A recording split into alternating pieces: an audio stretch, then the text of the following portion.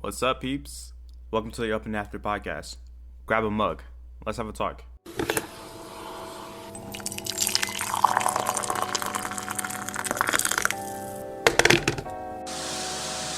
What do you want? It's too early for visitors. I then awake as refreshed and recharged as a newborn child, ready to take on the day's challenges.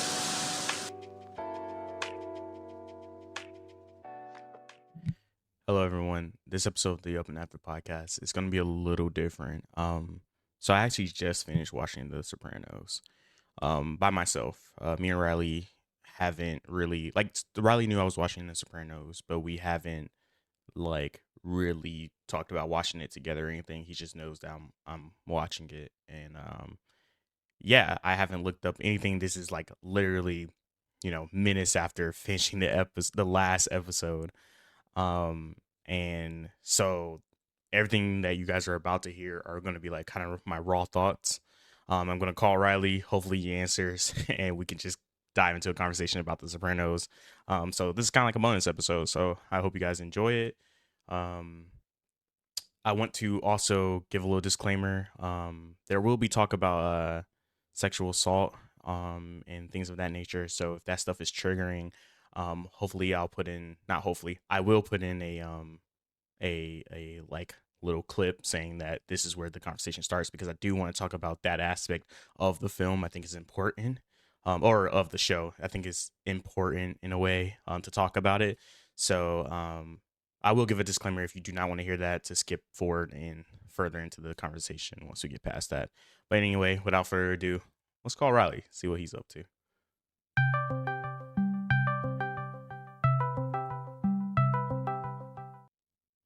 Hello. Hey, are you busy? Not really. No? Could you give me I don't know, a little bit of your time? I suppose. I just finished Sopranos, and Ah, I don't know. I just need to talk to you about it. I see. Yeah. But if you're not up for it, we don't have to. No, I'm good. I'm just doing dumb browser games right now because I spent 6 hours recording today, so Oh shit. I'm just Yeah. I can send you my folder I have here. Yeah. That'll be dope. It's fucking. It was a pretty productive day. Yeah. See, got a lot of content. Holy fuck! Did you just beat the game? I mean, I beat the base game, and then I started Brood War. So Sick. it's going well. I see that empty Dive to the Heart folder. Yeah. Yeah, man. Sopranos. Uh-huh. Forgive me, I haven't looked up anything. This is literally minutes after finishing. So my thoughts are gonna be a little sporadic. But I wasn't expecting that ending. Right. Okay. Yeah. Now the ending. So you had no concept of what the ending was going to be. No, and it makes that's it pretty surprising. funny in hindsight because, do you know Everybody Hates Chris? Yes, I watched a little bit of it. Okay. As a youngin'. Well, now I feel like that the end of that show references The Sopranos because it ends virtually the same way. Like they all meet at a diner, and then Chris gets his SAT scores, and they're like, "Okay, let's look at it," and it just cuts to black or whatever, or cuts to the ending. And this whole time I've never known that, right? So watching The Sopranos, I was like, "What? What?" Yeah, dude. Maybe I'll talk we could talk about that kind of at the end. Obviously, it's just fresh in my mind, so I'm like, what? I want to know how people felt about this. Was it divisive, or was people on board with it? But I just want to say first, this show, man. I guess what's good about it is me being able to dodge the cultural ethos and atmosphere of this show. I think it makes it a little easier for me to kind of come up with my own thoughts of how I feel about it. But it would be also nice to once we finish talking to go into Like just go and look up what people were saying about it at the time. Yeah. But yeah, it feels so strange, but like I really enjoyed it, you know. I just think it's funny to see like the Bush administration and all that play into it, because I don't know if that was where they wanted to go with it, kind of thing, or like obviously like because this started what 2000 or 99.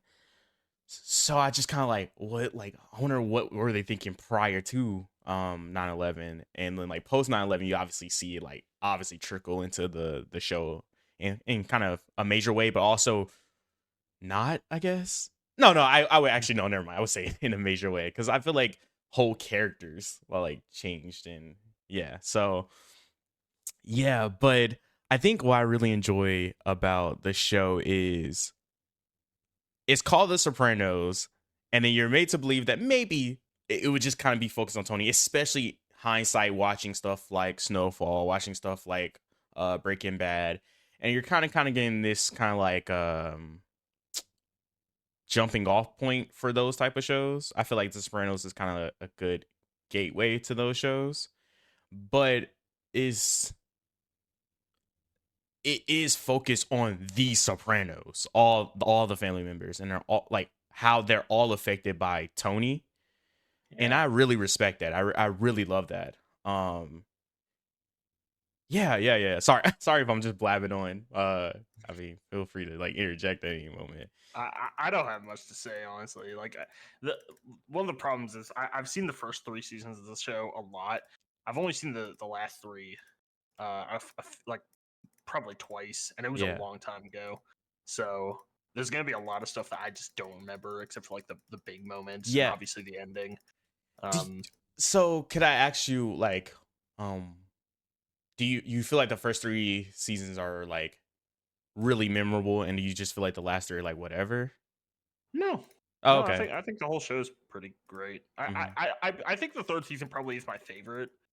Can you just remind me, because it's kind of hard since like I watched it all together. I'm like, what? How did what was the season finale for the 3rd one? Let me double check. I guess I could pull it up too. Because like season 2 and 3 kind of blend together because they both have kind of a similar setup going on. Yeah. But let me see.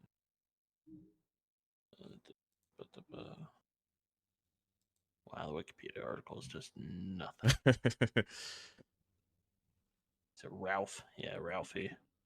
Oh yeah. Okay. The Ralphie season 3.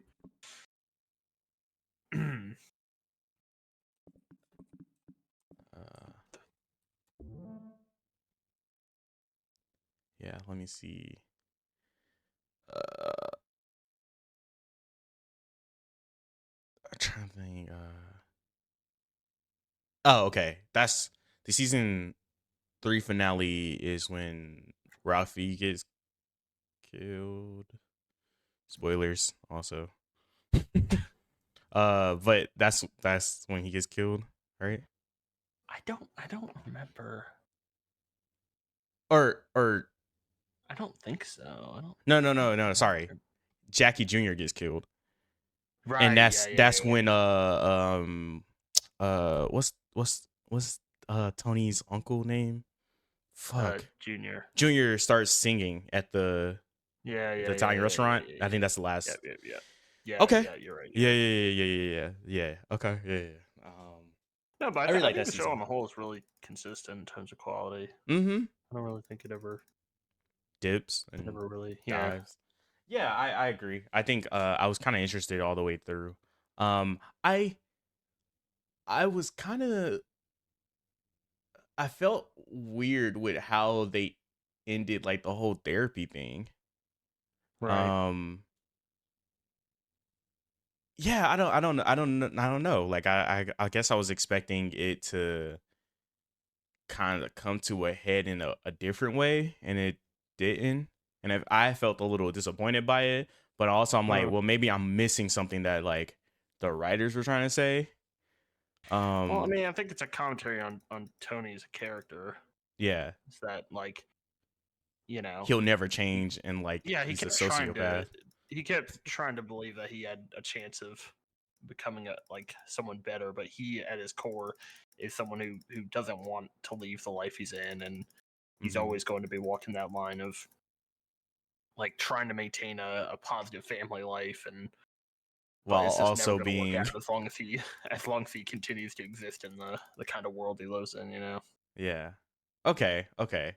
And I kind of felt that, but then I guess other episodes and other things would have me believe something different, I guess. Or maybe not.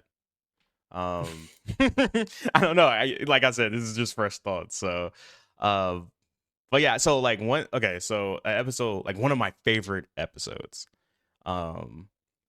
is unidentified black males. I think that's what it's called, right? That's like some of the greatest writing I've seen in a long time. You know what I mean? I've seen a lot of great writing. Let me stop.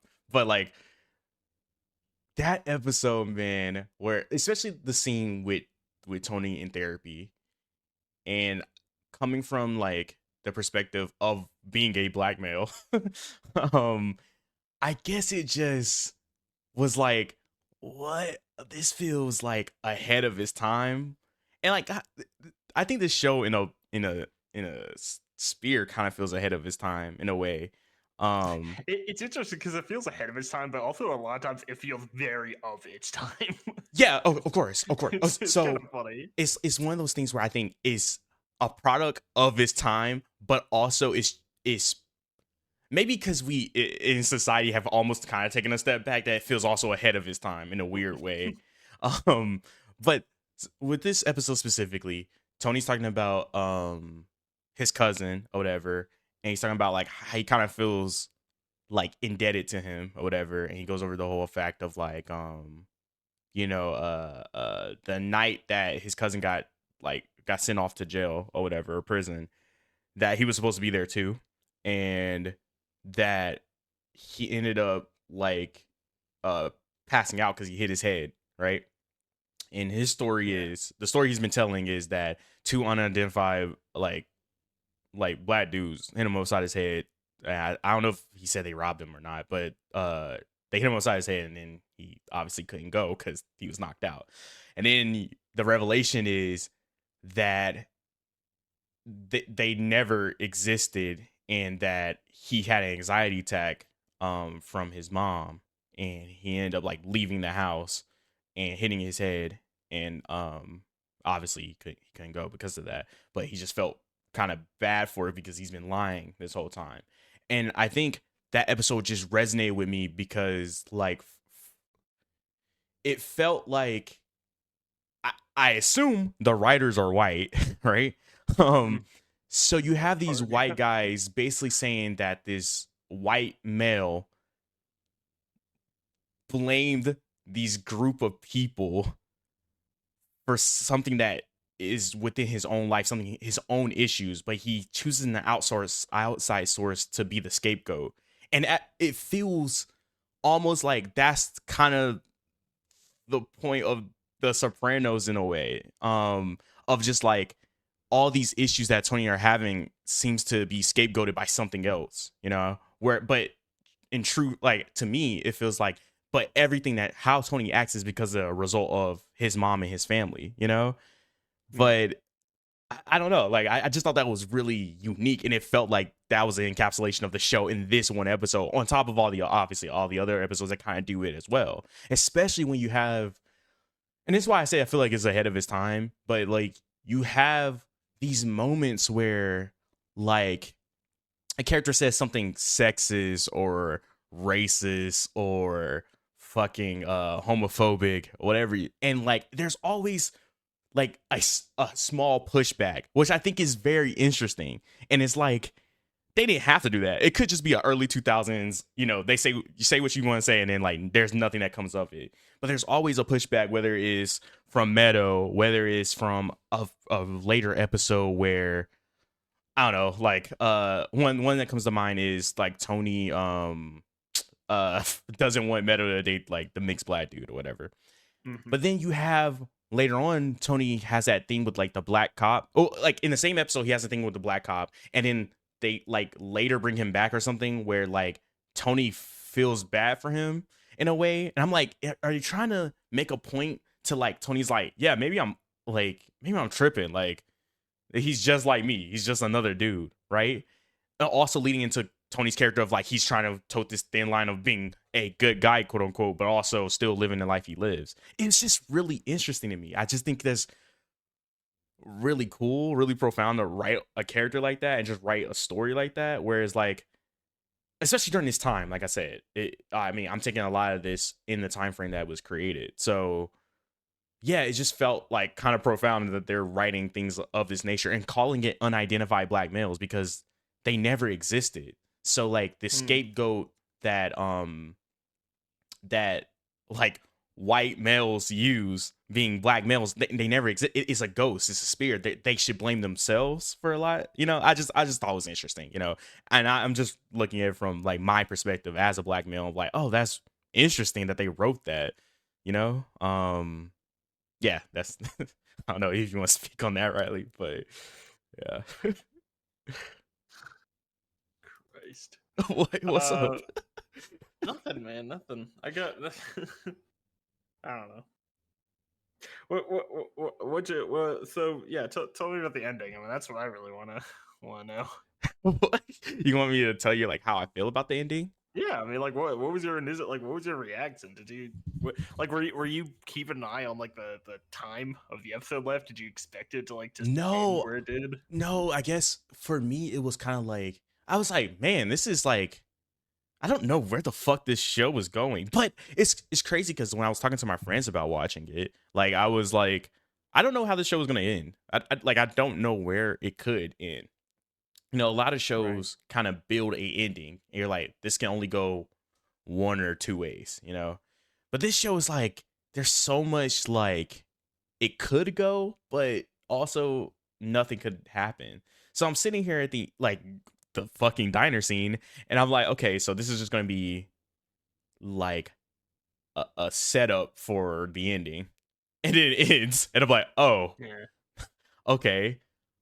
I'm like, so they had those moments where they're like the camera's like focusing on like the dude, like some dude that comes in and he looks kind of suspicious. And it focuses on like the couples. And it focuses on the black people coming in. And I'm like, okay. And then you have the whole thing with Meadow not being able to park the car. Mm-hmm. And I'm like, okay, so is the fucking restaurant gonna blow up? And then Meadow's like the only one, the last soprano, and it goes the Sopranos, and then the S like fades away or something. I don't know. And then it just ends, and I'm like, what? Like, I don't like. What am I supposed to get from that? Like, what is it saying? You know, is it saying like, I don't know, like, we're the Tony, and we're supposed to be like always on high alert because we follow Tony, and we found the Sopranos in general, and there's always something, you know, always they're kind of always looking over their shoulder. So I don't know, like, is that supposed to be us now? I'm just confused.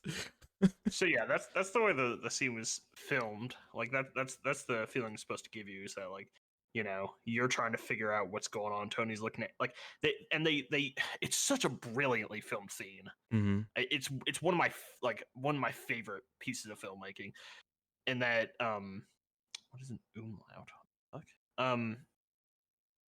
They you know, they do the rule of three. Every time someone enters the door, you hear the bell ring, and you see Tony look up to see who comes in. Yep. And not only is that's just a great like show of just how cautious and paranoid he is, that like every single time he hears someone come in, he needs to look up and see who that person is, even when he's like should be at a time where his guard's down and he's with his family, you know? Yeah. And fruit de mer, seafood. Sorry. Let me close this so I can focus. Yeah, so every time someone comes in, he looks up to see who it is. You have Meadow outside, and she's like, you know, trying to park the car, and you're like, what? Like, yeah, you as the viewer it's everything he said. And I mean, the whole like, I don't think that is it David Chase? Is that the David Chase, I always get the writer. David Chase? Yeah, he's Yeah. the creator. If you Or want. creator, yeah. I always get him and David Simon mixed up. And he did. David Simon did The Wire, right? Yeah. Okay, yeah. I was thinking that too. I was like, wait, is this the same guy? And I was like, nah, his name is something else. It's David though. I don't think he's ever actually like given a full explanation on what the final scene is all about. But the general consensus is that you see the one guy come in who has the members only jacket that he's wearing. And if you think back it might be the first episode of the final season, is called Members Only. And it's about the dude who it turns out is like an FBI informant and he later kills himself, right? Yeah. And he wears that members only jacket. So the show is priming you to have that in mind. And so if you're attentive enough, you'll see a guy with the same jacket. And that guy gets up and like goes to the bathroom. Mm-hmm. And then when Tony looks up, when Meadows supposed to be coming in, and the bell rings, and it cuts to black, and that's the end of the show. Yeah. And the prevailing theory is that the guy came out of the bathroom and shot Tony. And when you get shot like that, the bullet goes in and kills you faster than the sound can even like get to you and process in your nervous system, right? So he's just dead before he can even hear the sound of the gunshot. That would make sense. Oh, fuck. Okay, thank you for that, because that just gave me a revelation, because it makes sense because Tony also, when he's the beginning of the episode, he or the ending of the penultimate episode, he sits on the bed with a gun, because it's the whole thing with the rivalry gang. And he thinks of God, what's his name? His brother-in-law. And he says, like, do you think you'll be able to, like, it's like this, like, I think they're talking about death because he had just died. And it's like, do you think you'll, when it's like, do you think you'll be able to hear it or feel it or whatever? So now you saying that, I'm like, oh my God, that makes so much sense. Yeah. If that's the, obviously if that's the case. That's like what most people kind of accept the ending to be. But yeah, it's a pretty neat show. Yeah, pretty neat, and I really do respect the ending, and it's something that challenges people. Like, It's obviously not any like if any fan were picked off the street and chosen to make an ending for the show, no one would have made that ending. Yeah, of course. And David Chase said, like he knew making it that it would challenge people, but he doesn't regret making that ending. Yeah, I think is what he said. Interesting, because he felt like it was the ending the show deserved. Okay, and the character deserved, more accurately. Yeah. I have one grievance with this show.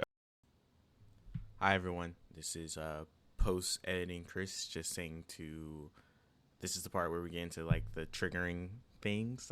We don't go too in depth with it, but if it's something that you just do not want to listen to, totally understandable. I would say skip to about 25 minutes and 45 seconds. That's kind of when we're done talking about that, when we kind of get into other aspects of the show. But yeah, that's about it. Enjoy and thank you. One. And it's something that happens that is never brought up, and it feels like there's no reason to have it, and that's the like the sexual assault scene. For me, I was just like, where does this go? Like, it I don't know. I just didn't understand why it was there. I mean, you have the therapist talk about it afterwards,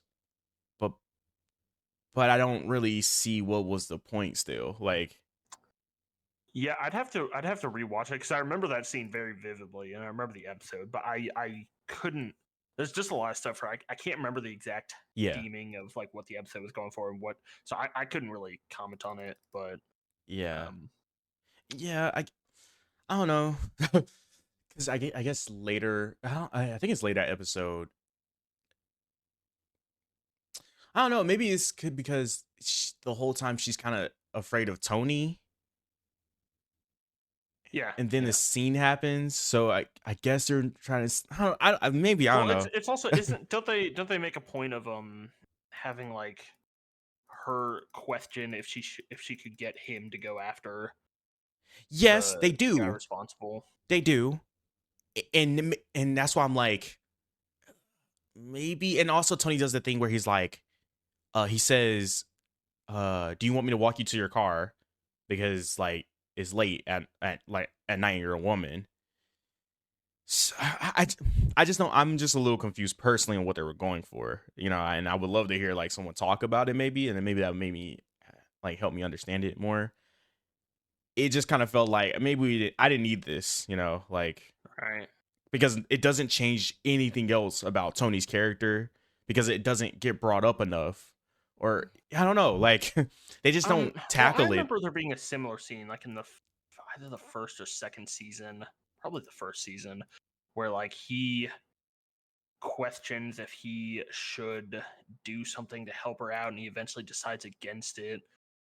Or I'm probably it's probably not that. I'm probably thinking of when he questioned if he should Call the kill cops. the coach or not. Yeah, and that's one of my favorite episodes because like I think one thing I really enjoy in this show is like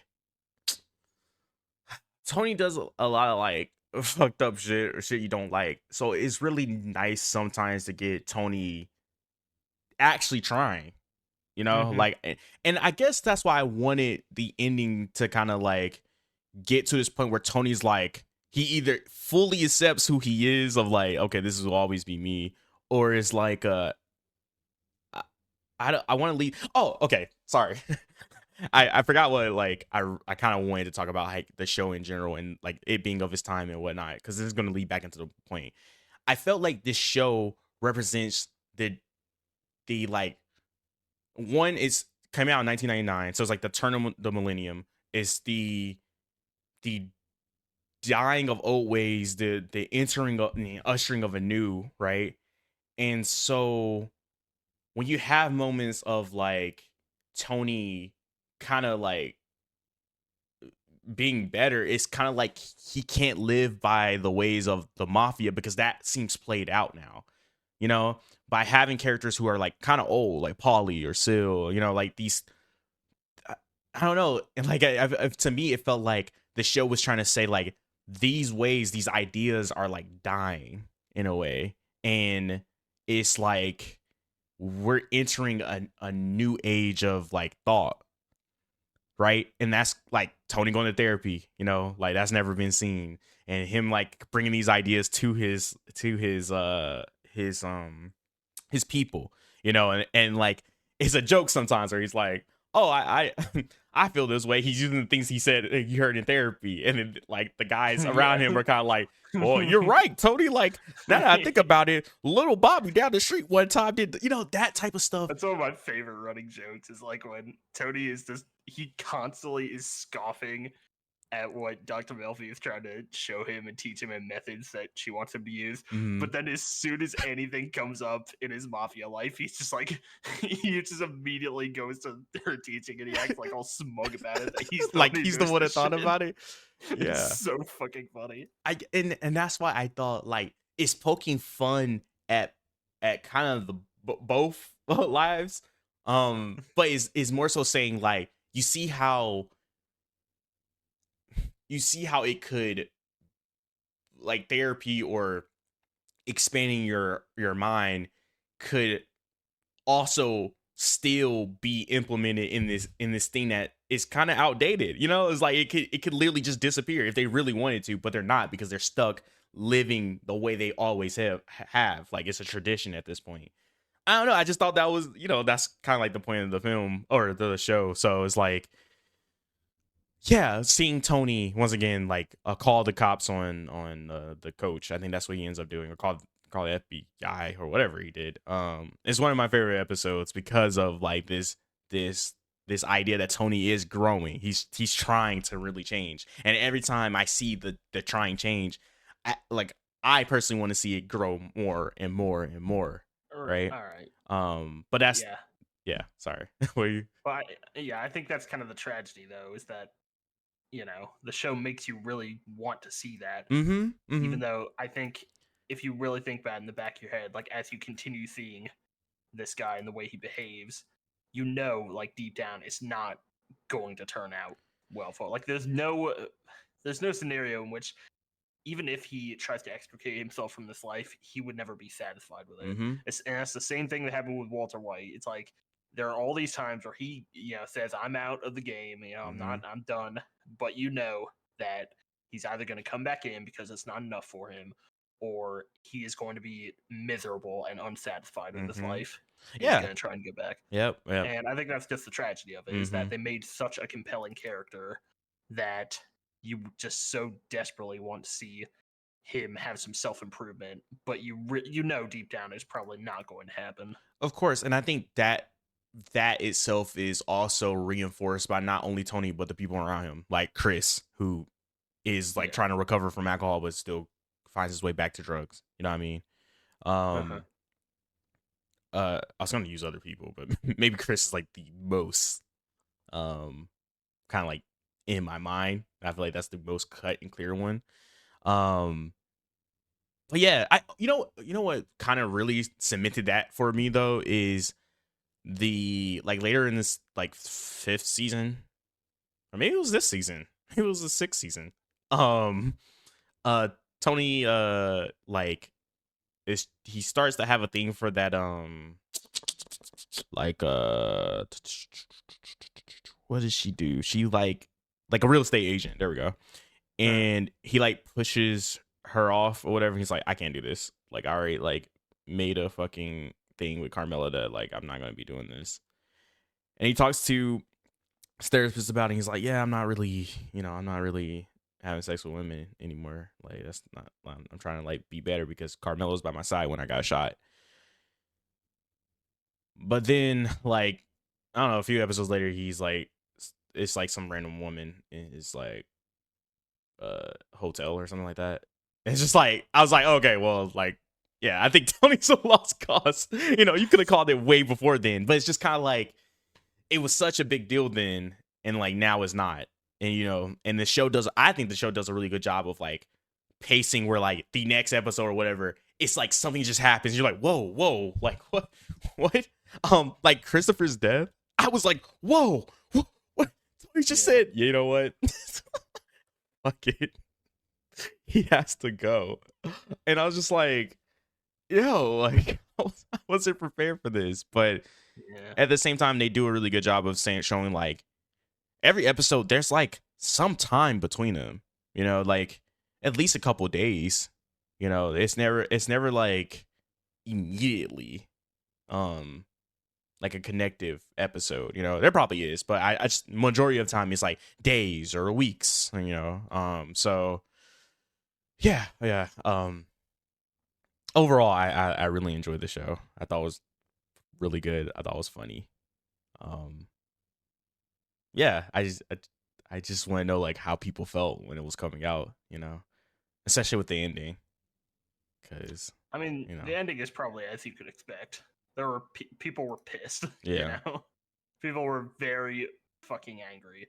But as time has gone on, people really have come to appreciate it. Yeah, that's basically just a bit. As people do. Yeah, like people. I think people. I mean, when same one March. It's just it's one of those things where I think when people watched it when it first came out, they felt like it was, the show was trying to trick them, as it were. Mm-hmm. Like the show wanted to be subversive for subversive sake, mm-hmm. Whereas in reality, you can see the theme they were trying to go for, and that like, it doesn't matter. Like, and that's the other thing. That's the other takeaway people have from it, is that it doesn't matter if Tony lived, Tony died, he got killed, or if he just had a nice dinner with his family. It doesn't matter, because as long as he lives this life, he's never going to feel safe, even if he's just having a simple dinner with his family. He's always going to be in this headspace of, what's going to happen to me? Am I even going to live to see tomorrow? Mm-hmm. And that's the takeaway I really like, is that, you know, the point is the headspace he's in, and how, you know, we don't really need to know what happens, because in any case his future is pretty evident. Yeah. Interesting. Okay. Yeah. I also think about this show coming out like um alongside The Wire. Right. And I'm just like, I wonder how people were like, these two HBO like kind of like very cinematic shows coming out kind of side by side. I wonder, was there a lot of comparison then? No, because no one watched The Wire when it came out. Oh, okay. I thought people were like tuned in at least for the first couple episodes, but kind of like dropped out like maybe season 2. I, I don't know for sure. I just know it did not get any kind of recognition until it started coming out in DVD after the show already ended. Like, pretty much. That's sad.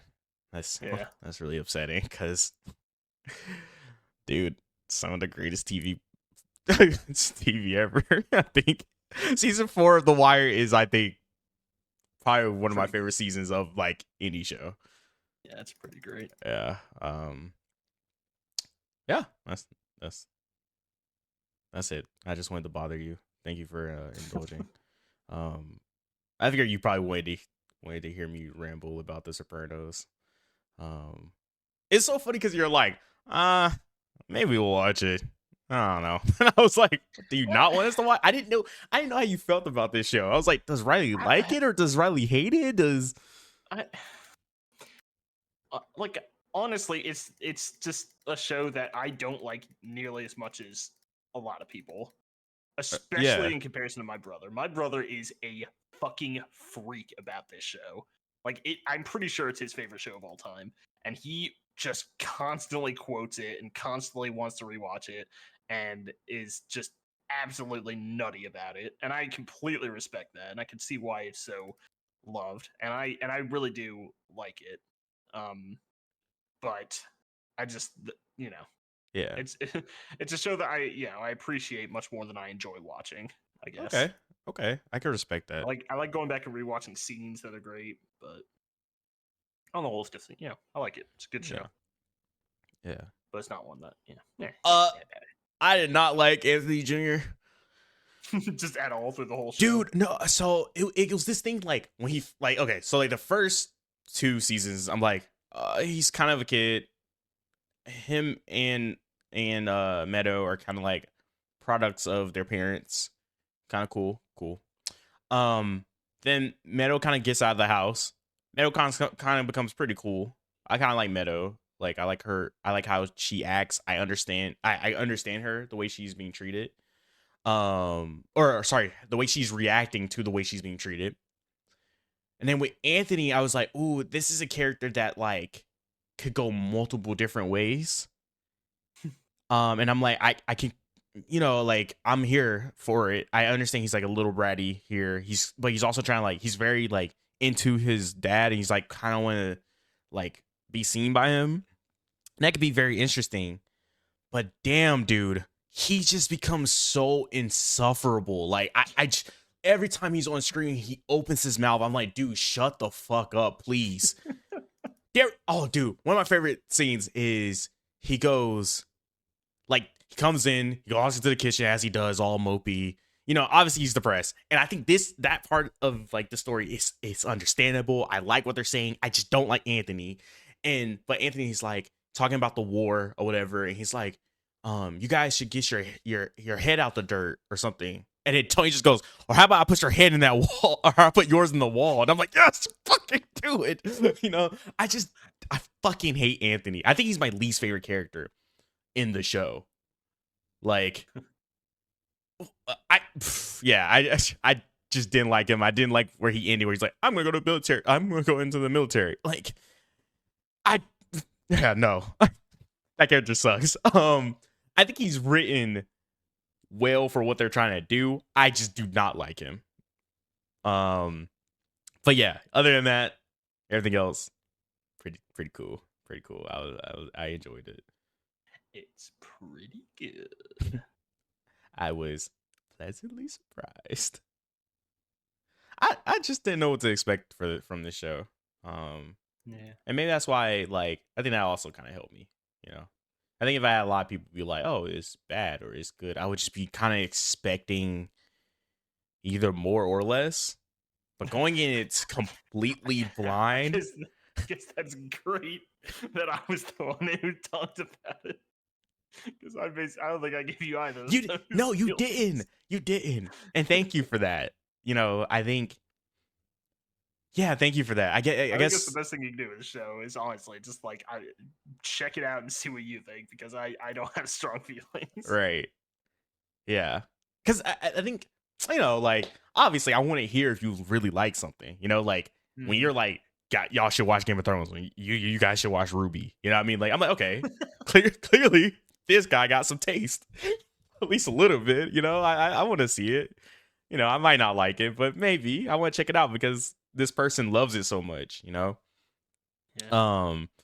But going into this where you're like, I'm like, Riley, what does that mean? I thought like maybe it had a strong beginning and it had like a very terrible like back half or ending or something. But no, it's just good. It's just cool. Cool to watch. Yeah. Good times. Yeah, I'll let you get back to recording your shit. Oh, I finished recording a while ago. Yeah. Well, we'll get back to resting after recording your shit. All right. All right. Thank you. Fair enough.